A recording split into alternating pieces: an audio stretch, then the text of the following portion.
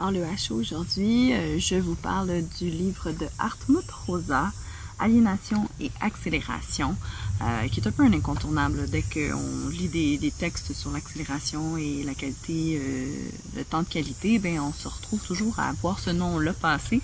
Donc je me suis donné le devoir de vous partager cette lecture-là. Par contre, c'est un texte qui est relativement aride dans le sens qu'il est assez théorique. Son objectif à Hartmut, c'est d'ajouter le concept de la temporalité dans la théorie critique.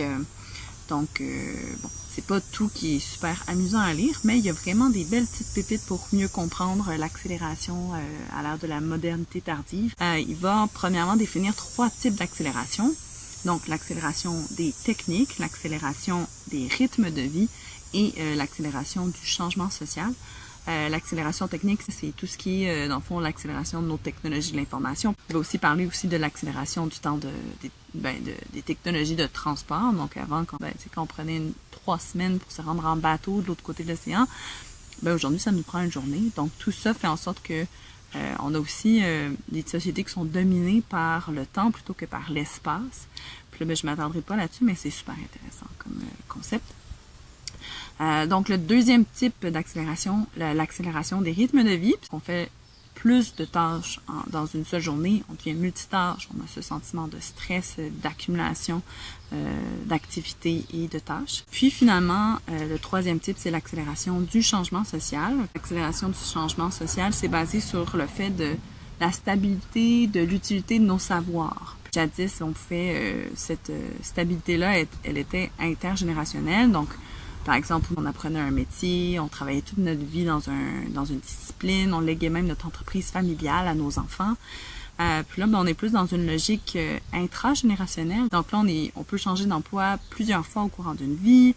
Même au niveau des familles, on n'est plus dans une logique de famille avec un mariage, 2 parents qui vont élever les enfants tout au long de leur vie. Mais là, il y a même des familles recomposées, des divorces qui font en sorte qu'on a un changement à l'intérieur de nos familles. Puis, ces 3 types d'accélération-là vont se nourrir au sein d'un cycle pernicieux et infernal. Donc là, il va aussi nommer des explications sociales et culturelles à cette accélération-là.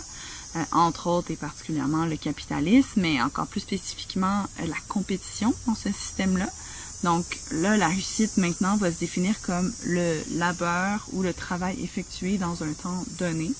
Donc plus on gagne du temps, plus ça donne un avantage concurrentiel aux travailleurs dans un contexte où justement on peut plus s'asseoir vraiment sur notre statut. C'est pas parce qu'on est directeur qu'on est nécessairement important. Il faut vraiment toujours prouver notre valeur en étant toujours performant.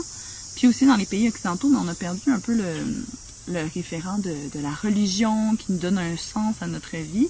Puis pour avoir une vie bonne, on définit notre qualité de vie en fonction de la somme et de la profondeur des activités ou des événements qu'on va avoir vécu dans notre vie, ce qui va nous forcer justement à vouloir accumuler des expériences. Puis finalement, pourquoi est-ce que Hartmut dit que c'est grave l'accélération?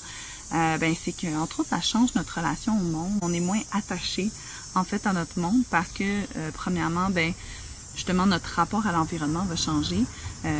L'importance de la localité est beaucoup moins importante aujourd'hui parce que justement, on peut déménager souvent, on peut avoir accès à des lieux virtuellement par les nouvelles technologies, mais aussi parce qu'on change aussi beaucoup nos objets, donc on s'attache plus à nos objets, on les répare plus, donc on a des environnements qui changent souvent de décor.